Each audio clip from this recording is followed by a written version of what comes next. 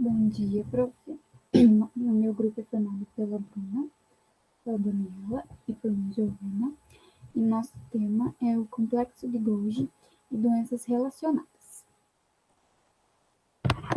Eu vou começar falando um pouquinho do complexo de Golgi, porque a gente já viu em sala.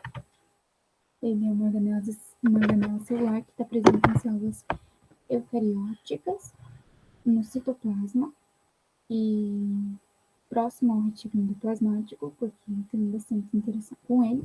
Ele é formado por cisternas, cada cisterna tem seu próprio lumen e elas se comunicam por meio de vesículas.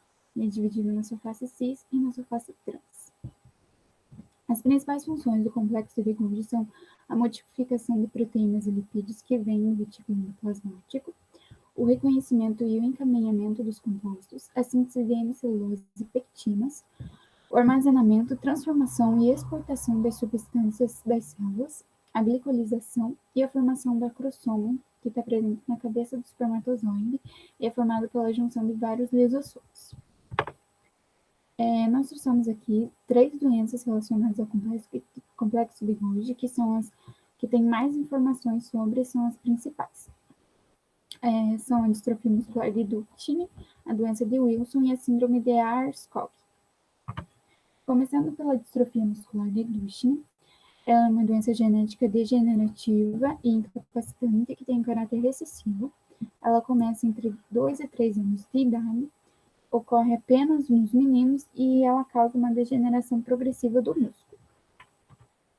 Os principais sintomas da distrofia são a dificuldade para movimentar as articulações, o atraso na capacidade de sentar, de ficar de pé ou de caminhar, quedas frequentes, fadiga e a fraqueza que vai piorando com o tempo.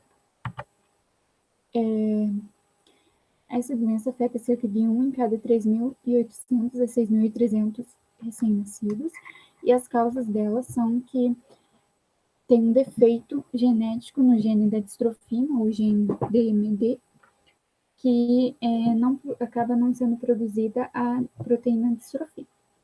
Essa proteína é importante para que a fibra muscular funcione, e a sua ausência vai levar a uma perda progressiva das fibras musculares e também incapacitando elas de se regenerarem. Bom, para diagnosticar essa doença, você faz um exame para detectar os níveis elevados da CPK, que é a creatina e fosfoquinase. Eles são feitos prematuramente nos primeiros meses de vida. Um exame de sangue para análise do DNA, que vai permitir um diagnóstico definitivo em 60% a 70% dos casos. E nos 30% restantes é necessária uma biópsia do músculo para identificar a proteína ausente. Para o tratamento, faz-se uso de aparelhos BiPAP, de ventilação assistida, que é para proporcionar maior conforto para os pacientes.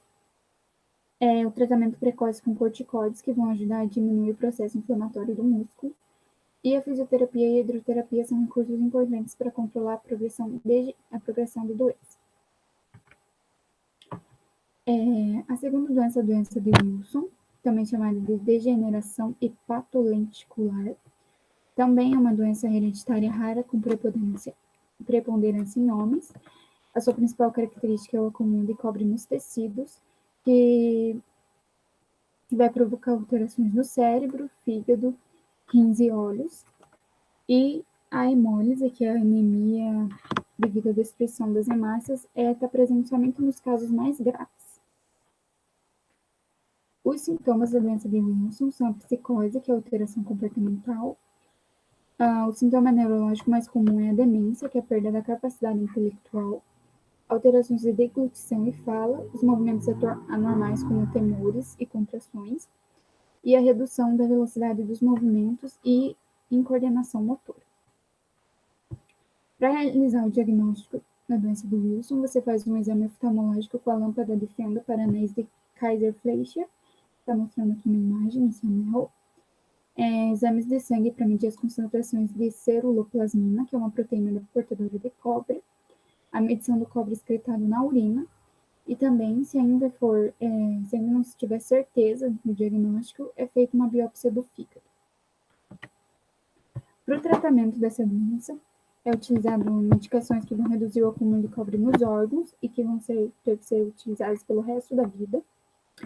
Uma dieta pobre em cobre é recomendada, por isso vai ter que se evitar a ingestão de cogumelos, de nozes, chocolate, frutas secas, frutos do mar e fígado. E, em casos severos, pode ser necessário um transplante de fígado. Se a doença for descoberta já no início, for tratada corretamente, o paciente pode ter uma vida de qualidade, com os sintomas reduzidos e uma duração normal. Mas, se ela não for tratada corretamente, vai levar a lesões graves no cérebro e no fígado, e ocasionalmente vai levar a óbito. A terceira doença é a síndrome de Ascog, que também é chamada de síndrome fácil-dígito-genital ou síndrome de Ascog-Scott. Também é um distúrbio genético raro, recessivo e ligado ao cromossomo X, e os homens também são mais afetados, já que eles têm apenas um cromossomo X, então eles são sempre só têm possibilidade de serem afetados. Já nas mulheres, elas têm 2 cromossomos X, então elas podem ser afetadas ou portadoras, e vão ter 50% de passar, então, esse gene para os seus descendentes.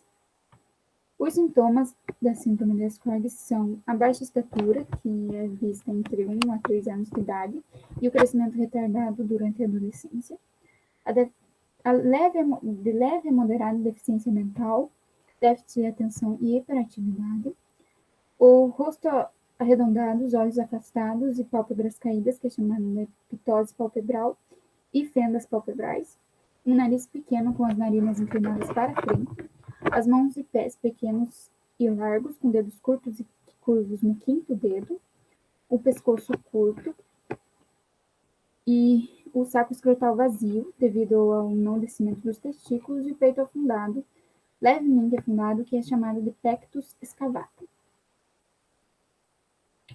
As causas da síndrome de Ascog são mutações no gene FGD1, que é composto de 18 exons, e ele codifica a troca de RURAC da guanina para o P21-GTPase CDC42, que é um análogo do RU, homologia de Haas, que é da família das proteínas GTPases. Os RUGFs ativam RUGTPases por meio da catalisação da troca de GDP para GTP, e o RU é uma proteína da família dos mamíferos, que consiste de pelo menos 10 proteínas distintas e 3 subfamílias principais, que são a CDC42, a RAC e a RU.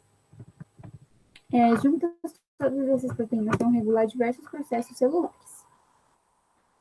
A relação com o complexo de Golgi é que, dentre esses processos que todas essas proteínas juntas regulam, está o transporte vesicular, que é feito pelo complexo de Golgi. Quando ativada a CDC42, a FGD1 vai estimular os fibroblastos a formar a filopódia, que são elementos do citoesqueleto envolvidos na migração. Devido a todos esses problemas nas proteínas, vai haver uma redução no transporte do complexo de Golgi, e graças a essa redução ocorre a síndrome. Para diagnosticar a síndrome de Ascog, são feitos testes genéticos que vão confirmar a evidência da presença de mutações no gene FGD1. Não tem cura para essa doença e o tratamento é apenas para melhorar a qualidade de vida dos pacientes. Se optado pela família e pelo paciente, dá para fazer tratamentos ortodônticos e também cirurgias para corrigir algumas anormalidades. Essas foram as referências que a gente utilizou para fazer o seminário. E é isso. Obrigada.